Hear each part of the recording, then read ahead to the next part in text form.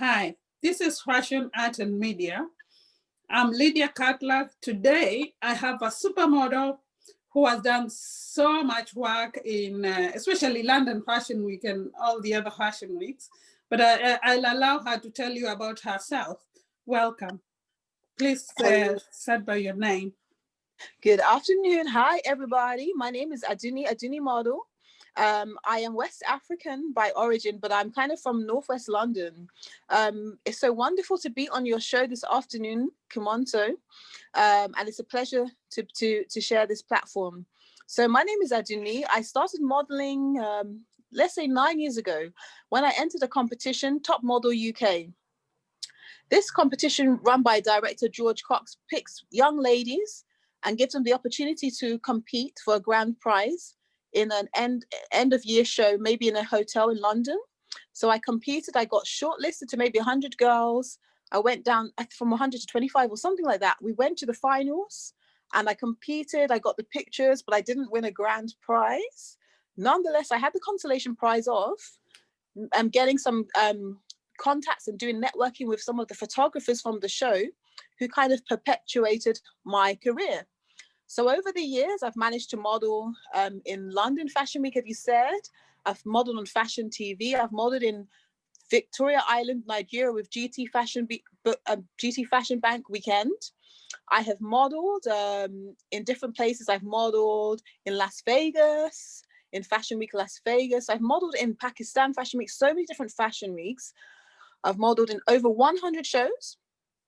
I've modeled in about 50 shoots and about 20 music videos. The most recent music video I have done is South Over the Border, Ed Sheeran, Camila Cabello, and Cardi B. Cardi B wasn't there, unfortunately. She was in America, but Ed Sheeran was there and we spoke to him.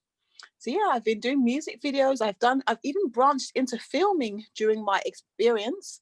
I've done something like commercials and TV shows, and I've done film. So that's Hollywood, like let's say Night at the Museum or Pan or Everest. I've also done UK movies like Super Bob. I have done even Nollywood, and I've done Bollywood as well. Desi Boys, and a movie yet to come out, but that has been stopped because of COVID, which is 83. So I have been really busy. Oh, wow. This is nice. When I met you, you were just starting. I'm so happy that you've done so much. And in just 9 years, many people take longer to get to where you have, what you've achieved. Thank you. That's really great. Thank you. I'm really proud of you. Thank you. So you said you are acting, you are singing or dancing? So with the acting, all of the roles are kind of speaking roles. Sometimes I'm speaking, sometimes I'm just standing. I've started off as a supporting artist. So all supporting artists were just really glamorized background, but it's still fun. You meet famous actors. I've spoken to Idris Elba just before he got married to Sabrina Dowry. I've spoken to different actors. I've also I've done some speaking roles. Sometimes they get cut, sometimes they get seen. I was in a movie set with what's his name? The guy from Fantastic Beasts. I can see his face. I can't remember his name. Okay, so the guy from Pirates of the Caribbean. So just different actors. I get to see them. Sometimes I get to speak to them or stand next to them. But we have our protocols. Sometimes you can't really approach them. They have to speak to you first, or you'll get taken off the set. So yeah, it's been a fantastic journey. I've made so many great friends. And in acting, it's not really any dancing roles so far. Bollywood sometimes has dance roles, but the film I was in for Bollywood, I had a kind of non-dancing part. But in music videos, of course, you have the opportunity to dance. Like I've been Mark Morrison music video. I've been in Cheryl Cole. I've been in I was in a Bollywood music video, and I was also in Two Face and the Band music video, but that video unfortunately didn't get released. So definitely in the music videos, I as a model, as a high fashion model, I have the opportunity to decide if I want to model or dance in the video, how I want to project myself. And now these days we know we have Afrobeats, which is big, it's blown up. And you've got so many different dance troupes and things that have come out over the years, and different dances that are being released every day. So there's like the competition in dance. But I have always prized myself as a couture model. So even in the most competitive dance videos, you'll still me doing my poses as a high fashion model, because as a model myself, being someone the way I want to project myself, I still want people to see me as someone kind of exhibiting class, glamour, and style. So I don't want them to be confused with me as a dancer and a model. So while dance is valid and fantastic, and that's what makes videos sell, I still, anywhere I am, want to project the same image of a Adunni model. Wow. Amazing. Yeah. Amazing. I see you've been doing great. So are there any pros and cons on modeling, especially? Do you get any difficulties in modeling, especially being a high fashion model? Do you get any difficulties at all? Okay, so this is a very interesting question. I love fashion. I'm so privileged to have gone into it, because just like my degree, because I've got a degree, I've got 2 degrees, political science and journalism. There are things that I never thought of when I was young of doing when I grew older. Same as fashion. It wasn't a job to me or in a career. It wasn't something that I thought you could do. It was just something out there until I grew up, and then I fell into it. So now that I'm in it, I feel I love fashion so much. I wouldn't say there's cons, but I would say there's pitfalls. You have to be careful. If you are young and you're new and you want to start in fashion, you must be careful to get the right agency. Don't sign to an agency that just wants to take your money. Let them pay for you. Let them pay for your photo shoot. Let them pay, if possible, for your auditions, although they may not be able to pay for auditions, but they can support you. Let them pay you your money and only take a small percentage, not more than 15%, as a legitimate agency. No agency in fashion should ever ask you to pay them money for photographs, photo shoots, or auditions, or anything else. The only money you would pay as an upcoming model is for your own transportation, if that hasn't been covered. Any other costs could be fraudulent. So I'd say seek advice from an experienced model. Don't fall into pitfalls. If you're going to a photo shoot and you're very young, you're under 18, go with your mother, sister, auntie, go with a chaperone. Don't go on your own. I've heard of stories of some sharks out there that are trying to take advantage of young women, or even mostly young women. So that you don't get taken advantage of because you're naive, you're new to the industry, go with someone older or a second pair of eyes to keep an eye on you and to watch what's happening. And so you're always safe. They could even drive you to the location. So I would also advise that don't go on your own if you're young. Even when you're older, as a model myself, there's some modeling opportunities I go with a second model. I go with my female model friend and we go to auditions together. If we get invited to any place, we go together. So we have protection for ourselves as young women, with 2 women being present, or at least 2 of us, or maybe sometimes more. As a model, it's very exciting, because you are the one that brings the life and vivacity to the environment. You may even get opportunities when you go to a show, if you're modeling, to stay for free in the after parties quite often. And sometimes you may be going out with your friends and they may say, are you a model? Why don't you come into this club for free? Or maybe let us get you some drinks for free. So there may be many free opportunities that come your way because of the glamour of modeling. But I will just say, kind of like, you can receive the free things, but maybe be in the company of other people so that you know you're safe. So I wouldn't say there's any problems with modeling or any cons. Not really. There's just some like risk and dangers you need to be aware of when you're modeling, so that you don't fall into the wrong traps. And then finally, as a Black model, my experience with hair and makeup is that you work with fantastic creatives and wonderful teams, but sometimes you have hairstylists that are not experienced with Black hair. And my experience has been in the shoot, they will say or show, okay, this is your hair, this is the mood board, this is the theme we're going for in makeup and hair. They'll do my makeup, and when it comes to my hair, they'll say, your hair looks fine, you're ready to go. And I will say, but you've not touched my hair, and all the other girls have braids or plaits. Why is my hair being left like a bush? Why has it not been tamed? And they'll say, oh, no, your hair is fine. And I feel like, oh, I've kind of been singled out or left out because you don't know how to handle my hair. So some stylists are very good. They'll get Black hairdressers or white hairdressers that know how to handle African hair. Some they don't. So if you're lucky, you'll be given the treatment of other models. They'll treat your hair blow dry if they have to, comb it out, do what they have to do to make it look good and presentable. But if they're not experienced in how to deal with black hair, you may find you may be even left to your own devices, even in a fashion week, of how to present and project yourself. So that's something I've seen as a black model in fashion. Right. Interesting. I didn't know that somebody working in a fashion week will not be able to make a particular type of hair. Yes, it's this. You not expect that. No.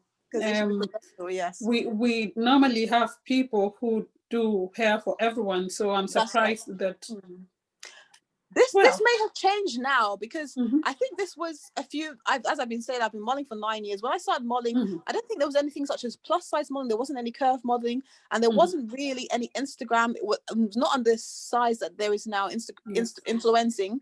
So again, there was not that many. In the majority of shows that I'd say I'm the token black model. Some of the shows I do are just black shows, but some I'm just a token model. So then maybe there was less awareness, less hair care for black people, but maybe over the years it's changed. There are more black models. There's more of a black influence out there.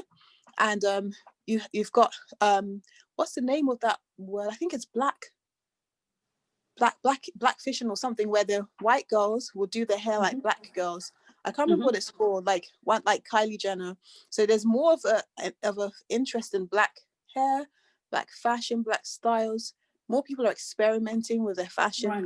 So I think the problem with hair in shows is not as much now as it was before. Right. Wow, this is quite interesting. Anyway, I have another question for you. I could want to continue talking about that for a long time, because it's something I've not heard of. So I've learned something here today. Ma, I just wanted to know, do you have any awards you've won or publications so far? So as a model, I'm so happy to say I've participated in, let's say, probably 11 modeling competitions and beauty pageants over the years. I'm the proud winner of, I think it was 2013, the Ankara Festival. I won Best Model. The vote was announced live on television on Ben TV, and someone said, Elizabeth Adunni, do you know that's you? They've just put you as the winner. I said, oh my goodness, I didn't know. And I won some prize money and the title. So that was the Ankara Festival Best Model. Then also I did a beauty pageant in Nigeria when I was there, and I won a title in the Miss Democracy beauty pageant, Miss Multiversatility. I went on tour with them to Ghana. There was supposed to be prize money and other prizes, but the main prize was the tour. So we went there. I was supposed to sing New Year's Eve with the beauty queens as my backup singers, but we didn't get there on time. So we missed the opportunity, but we did some other fantastic things in Ghana, had a great time, went to some Ghanaian Nollywood films and so many different things. And then I came back and I set up my own NGO charity in Nigeria, which I still have today as part of the title I won. And another beauty pageant in the UK, which is another group, I won a title of Miss Sophistication. So I won those 3 titles. And also I've been a finalist like 11 times. And then publications, I've been featured in with Hector Oben's Global Hair with Zeal, who's an award-winning stylist in North London, Richmond. He has featured me as one of his models, hair models, different styles for hair, to be in Black Beauty and Hair magazine. So I featured there, and I featured even on the cover of Braids, Black Beauty and Hair, and it might still be the current issue. Right. Wow. Amazing. That's great. So there's something, going back to what you said before, you have done Nollywood and Bollywood. Yes. Some people might not know the difference. Do you want to tell us what's the difference there? Sure. So as we know, there's Hollywood, which is like the biggest film industry in the world, in America.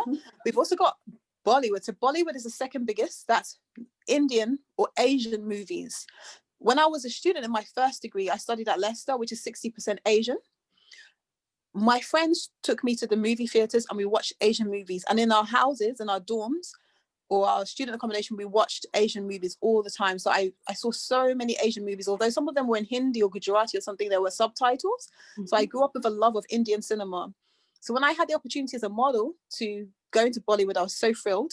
I thought I'd be doing the singing and the dancing. I haven't done that yet, but I still got to be in that field, in that area.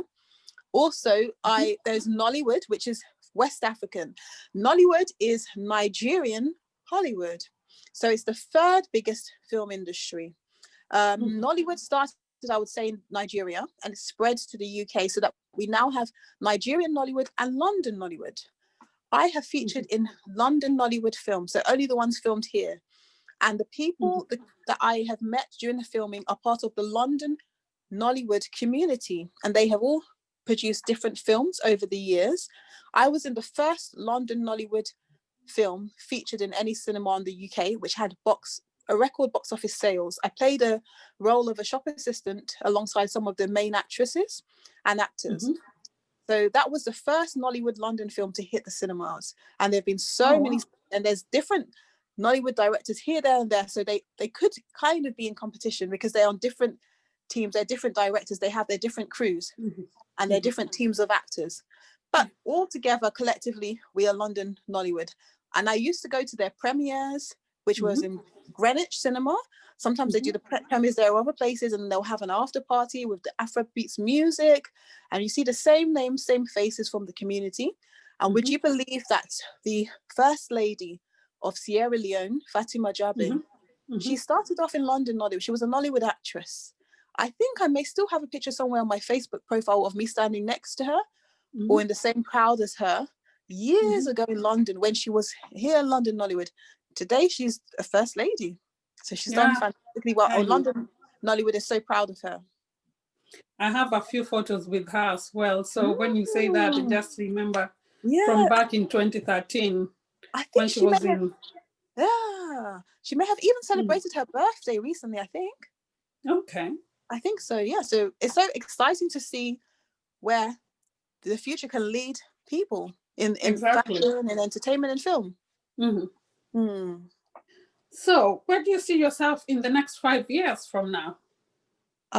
So in the next 5 years, wow, this is a fantastic question. So talking about fashion, I have been modeling for a little bit now. I've seen so many wonderful opportunities, but I am also thinking about the future. So I am thinking, what I'm trying to do now, as I've grown older and more experienced in fashion, I'm kind of thinking of projecting myself in a new direction. I actually want to think about modeling in a way I haven't really focused before due to different reasons. When I started off modeling, I was very petite in size, although I'm quite tall. I was very slim. You can see my ribs, you can see my muscles, you can see everything. Now I'm a little bit older.